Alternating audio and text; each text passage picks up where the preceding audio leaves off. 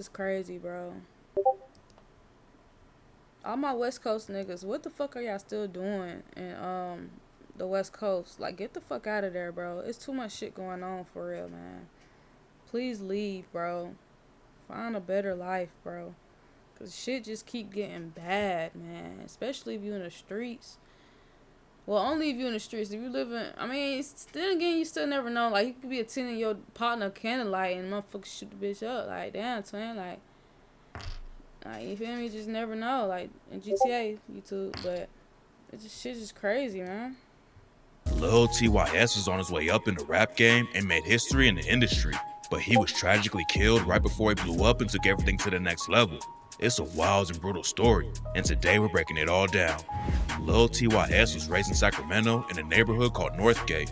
It's one of the most active areas in the city, and TyS said in an interview that growing up there was wild because of everything he saw. TyS's mom and dad weren't really around when he was a kid, so he just made his own lane and had to learn how to move in the streets.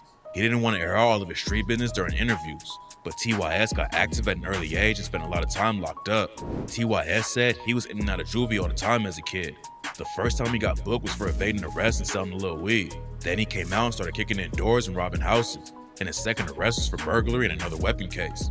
There were a few probation violations that got him locked up for a few months at a time, and before he turned 18, he'd already been to juvie 10 times. TyS was really nice at baseball and could have taken it far, but getting in so much trouble with the cops caused issues at school too. One time after he finished his juvie bid, TyS tried to go back to school, but they kicked him out and pushed him even deeper into the streets. He said that he wished he wasn't in the streets at all and had just gone professional with sports to make legit money. But unfortunately, that's not how it went down, and he ended up dying in the trenches. The area where TyS came up has a lot of gangs, but he repped the Nortes. The Nortes, or the Norteños, are a Hispanic gang that started out in the California prison system. Back in 1968, Hispanic prisoners in California split into two major crews, the Norteños, aka Northerners, and the Serreños, aka Southerners. The Nortes are also under a massive Mexican-American crime family called Nuestra Familia, and the Serreños are affiliated with the Mexican Mafia. The Mexican Mafia was created to protect Mexican-Americans inside prison, but then some of them started abusing Hispanic dudes from the north, and that's what sparked the deadly war that's been going on for decades. Some crews just focus on getting money, but the Nortes are known for taking out anyone who gets in their way. Back in 2005, a Norte affiliate named Andres Reyes was standing outside a liquor store with a rifle when the cops showed up. He wasn't gonna go down easy though and started letting off shots. Reyes killed one cop and hit another, and the police called in a SWAT team to take him out. Reyes was actually a US Marine who served in Iraq, but the cops said he was repping the Nortes the entire time. Then in 2013, a Norte named Giovanni Pacheco shot up a Mexican restaurant in Salinas, California. 7 people got hit during the shooting, and 3 of them ended up dying from their wounds. Damn. Lil TyS was repping the Nortes, but he also had his own Mexican restaurant, nigga, down. crew he started with some homies back in the day called Take Your Shit, and that's where his rap name came from. TyS hopped up to Port Shirley, but he always knew he wanted to make it in the music industry. TyS, take your shit. Damn. That's what it stands for. He started making his own songs as a kid, but after he got active in the streets, he was focused on making money. After he turned 18 though, TyS realized he needed to switch up how he moved. Every time he got booked in juvie, it was only for a couple months, but he knew that when he turned 18, the charges would start getting a lot more serious. He hopped in the booth and started taking rap more seriously, but he still needed a way to make money while he was working on music. TyS dropped his first video around 2018, and it racked up over 20K views in no time. He ended up deleting it over some gang politics he never really talked about though. He didn't come back to the rap game until October 2020. He didn't have any kind of deal or anyone helping him push the music, but TyS still racked up over 300K views on the first official video he dropped. Popping off like that ain't easy, and it was clear from the jump that people were rocking with his style. Hitting 300K was crazy, but TyS never expected what happened next.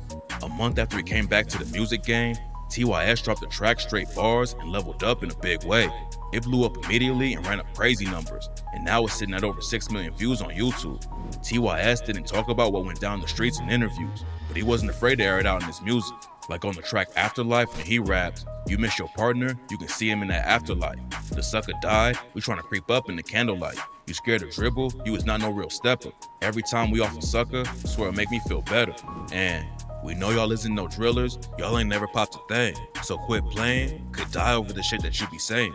I lost my brother on some fuck shit, it's been driving me insane." It's not clear how much pressure TyS was putting on the ops in the streets, but he definitely had some crazy situations going on. One time he was throwing hands with an op and was allegedly winning the fight, but then the other dude pulled out a strap and pistol whipped TyS in the face. He went live on IG right after it went down to talk about it, and even though his face was all busted up, he still clowned the op for having to use his gun. TyS allegedly rapped about it too on the track 20 and said, "And ain't nobody ever pressed me, ain't nobody going to. Getting into it with suckers, but you know they ain't gonna shoot. Walk away, you going out, so tell me what you gonna do. They might've caught me lacking once, but that's the shit you go through." After TyS got his name buzzing in the area, he signed a deal with Empire and broke the record for having the biggest deal for any Hispanic artist from Northern California. Even though he was making moves in the industry, TyS still had a lot of drama in the streets, and that's when his management brought him to LA to cool off for a while. They put TyS up in a mansion, and he lived there for a couple months and kept working on his music. TyS was doing everything right and trying to really take his career to the next level. But unfortunately, he still ended up going back to Sacramento, and that's what got him killed. In May 2022, Lil TyS is outside his apartment in Citrus Heights when shots started going off. Nobody knows exactly what happened, but rumors say a dude named Tony Diaz tried to rob TyS and up the strap first. Both of them got hit, but TyS tragically couldn't recover and was found dead at the scene. At first, the cops said that TyS and Diaz knew each other, but TyS's family says that's all cap. The district attorney decided to not press murder charges because Diaz claimed self-defense. He pleaded no contest to a gun charge and only got hit with a 180-day sentence in county jail. Then a year later, Diaz got caught with a bunch of guns and ammo after the cops raided his crib. And TyS's mom, Stephanie Lopez, said that Diaz is gonna end up killing someone else because the cops never really tried to take him off the streets. What makes the situation even worse is that TyS's family didn't get any assistance from the DA. Victims of violent crime can get up to $70K to help pay for medical and mental health services, funeral costs, and lost wages. But since Diaz was never charged with murder, they never got help with any of that and had to pay out of pocket for everything. It's still not clear why Tony Diaz murdered Lil TyS, but rumors say it had something to do with the last thing TyS posted on Instagram. He posted on his story and was offering $30 for someone to print something out and bring it to him. Then he asked if any women wanted to be in a music video with him and told him to hit him up if they were interested. Some people think that TyS got in touch with Diaz about getting the paper printed out, and that's how Diaz got his address and decided to rob him. But according to a detective with the Citrus Heights PD, Diaz and TyS didn't have any messages on their phone or through social media at all. So the cops said, all of this info led us to believe the knowledge Diaz had of Jacob was primarily through Jacob's rap career and following via the post Jacob made. Being a rapper is a dangerous job. You never know who's watching your page and thinking about hitting a lick on you. And the more famous you get, the bigger the target on your back is. Lil TyS had the skills and momentum to make it far in the industry, but tragically he lost his life before getting the chance to really make it. Damn, man. Shit get crazy for real, man.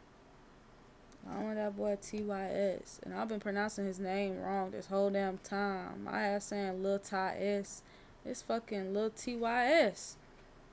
Mr. Take Your Shit. Like, I ain't even know that what it stood for, but damn. Rest easy, man. That shit is crazy, though. No cap. Nah, little bro, man.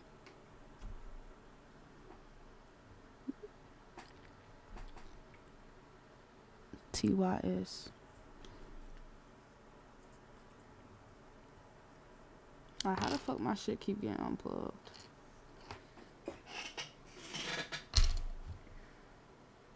I appreciate y'all for tuning in, gang. Make sure y'all sub up to the channel.